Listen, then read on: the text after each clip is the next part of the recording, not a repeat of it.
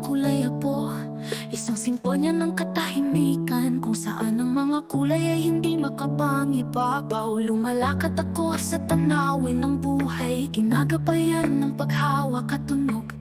Isang ibang paningin, kung saan ang kagandahan ay matatagpuan pa rin. Bulag, ngunit hindi nakikita, nararamdaman ko ang mundo sa loob. Ang init ng isang mahinahong kamay, isang pag-ibig na walang hangganan. Naririnig ko ang tawanan na nag-aalingaw-ngaw, ang kaluskos ng mga dahon ng aking kaluluwa ay bukas. Isang puso na tunay na naniniwala. Ang araw sa aking mukha, isang gintong mahinahong halik. Ang amoy ng lupa na nabasa ng ulan, isang sandali na hindi ko papalampasin. Ang hangin ay bumubulong ng mga kwento sa pamamagitan ng mga sanga ng isang puno. Isang mundo ng mahika na nahayag para sa akin upang makita ko. Bulag, ngunit hindi nakikita, nararamdaman ko ang mundo sa loob. Ang init ng isang mahinahong kamay, isang pag-ibig na walang hangganan.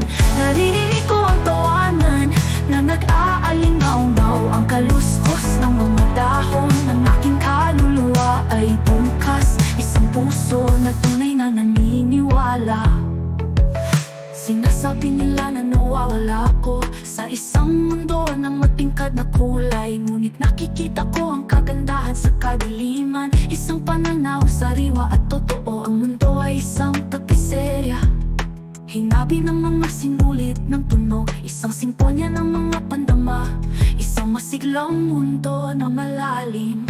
Bulag, ngunit hindi nakikita, nararamdaman ko ang mundo sa loob. Ang init ng isang mahinahong kamay, isang pag-ibig na walang hangganan. Naririnig ko ang tawanan na nag-aalingaw-ngaw, ang kaluskos ng mga dahon ng aking kaluluwa ay bukas. Isang puso na tunay na naniniwala.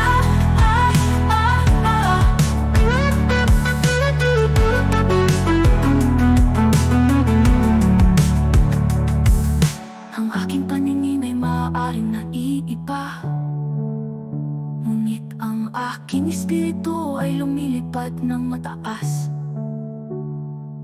Isang mundo ng liwanag at anino, isang pag-ibig na hindi kailanman namamatay. Ang mundo ay ang aking kaimas, isang obra maestra na hindi pa nasasabi. Bulag, ngunit nakakakita na.